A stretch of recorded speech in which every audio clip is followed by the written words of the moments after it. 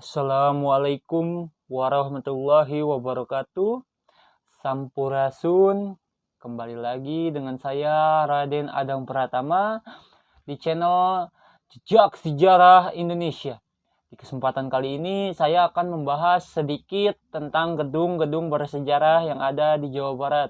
Antara lain Gedung Sate, Gedung Merdeka, Rumah Garnasi Inggit, dan Rumah Sakit Dustira. Keempat gedung ini masih sangat dilestarikan sampai sekarang. Jika ingin melihat foto-fotonya, saya akan tampilkan di sebelah sini, di atas sini, dan di atas sini. Ya, jangan berlama-lama, mari kita simak penjelasan sejarah tentang gedung-gedung ini di video berikutnya. Jawa Barat memiliki banyak gedung dan bangunan bersejarah yang dijadikan sebagai tujuan wisata.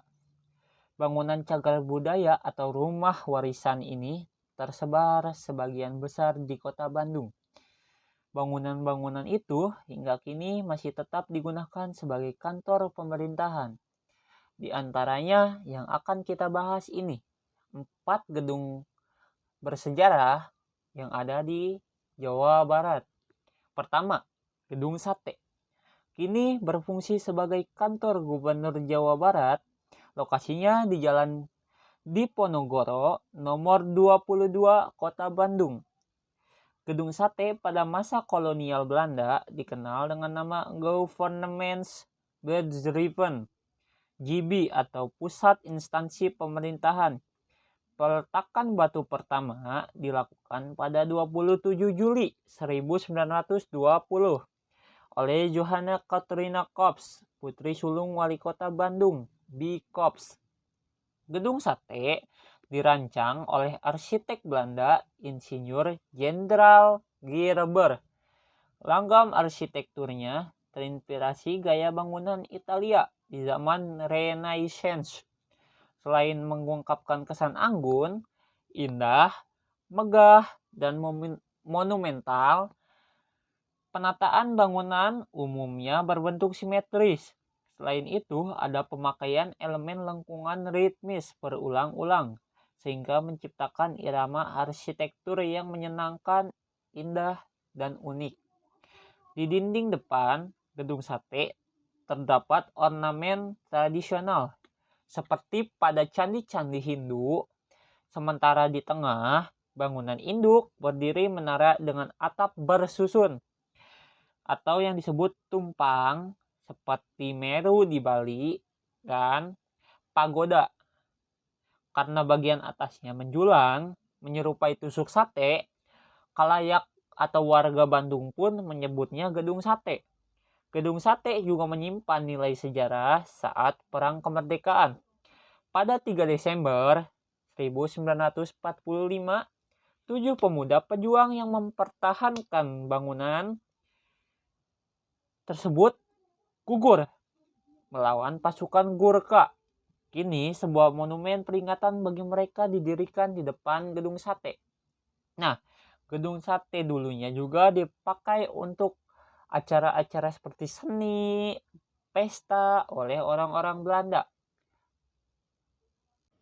Yang kedua, ada Gedung Merdeka, dirancang oleh Frans Geldenhuys dan Chiefy Wolfskomaker. Keduanya guru besar pada Technical Hogeschool, Sekolah Teknik Tinggi Institut Teknologi Bandung sekarang. Gedung ini kental dengan nuansa Art Deco, lantainya marmer Italia, ruang-ruang tempat bersantai terbuat dari kayu chicken wood. Sementara penerangannya dipakai lampu-lampu bias kristal. Gedung yang menempati area seluas 7.500 meter persegi ini awalnya bernama Showcase Concordia. Dulu digunakan oleh orang Belanda sebagai tempat menonton pertunjukan kesenian, sama seperti Gedung Sate, dan tempat makan malam. Ketika Jepang masuk, nama gedung diubah menjadi Daitoa Kaman. yang berfungsi sebagai pusat kebudayaan.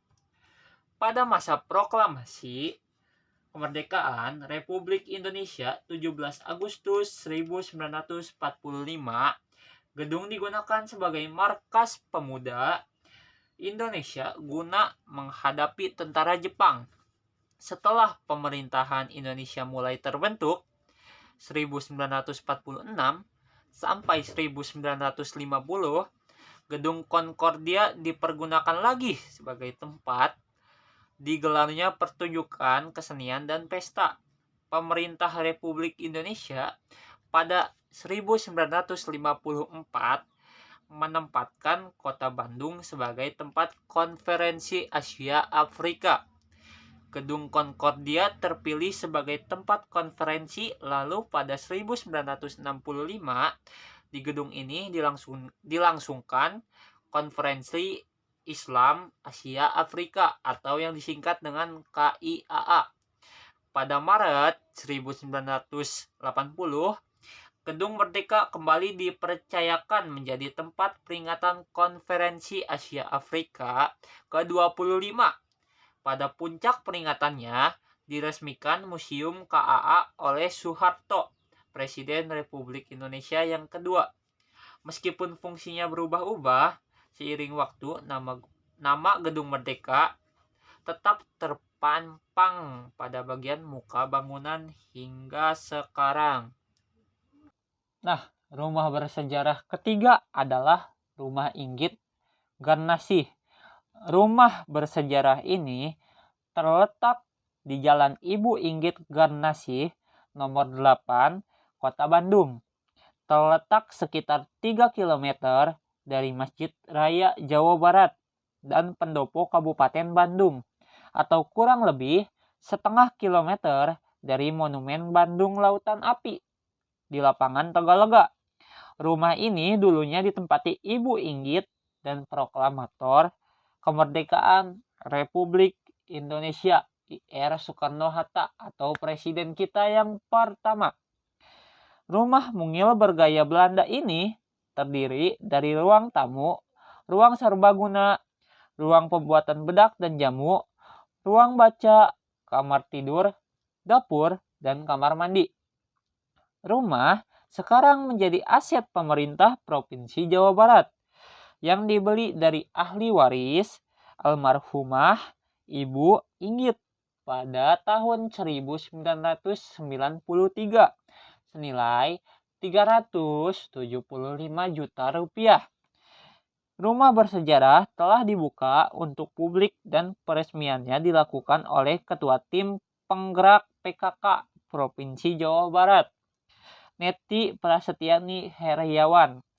Demi penyelamatan aset sejarah, pemeliharaan dan pemanfaatan rumah sepenuhnya dikelola oleh pemerintah Provinsi Jawa Barat melalui Dinas Pariwisata dan Kebudayaan. Rumah bersejarah tersebut diharapkan menjadi salah satu pusat kegiatan pemberdayaan kaum perempuan. Gedung bersejarah terakhir atau gedung bersejarah keempat adalah Rumah Sakit Dustira.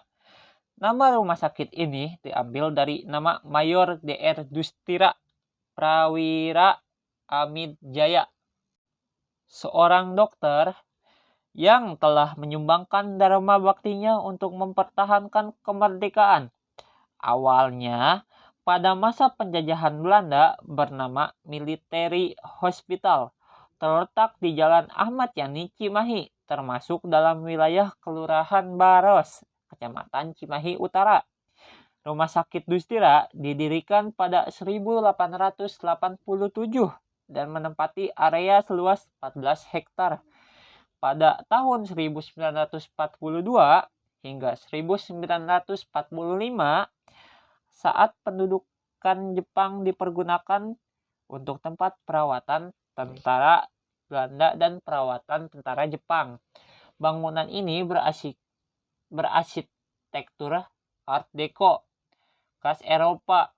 Bagian bangunan yang masih menampakkan kekunoan terlihat dari atap dan dinding bagian depan, sementara pagar halaman telah diganti dengan pagar besi. Rumah Sakit Dustira sampai sekarang masih digunakan sebagai rumah sakit untuk merawat pasien-pasien dari zaman Belanda sampai ke zaman Jepang dan kemerdekaan hingga saat ini. Berarti rumah sakit ini masih berdiri kokoh. Sungguh keajaiban yang dimiliki oleh Indonesia.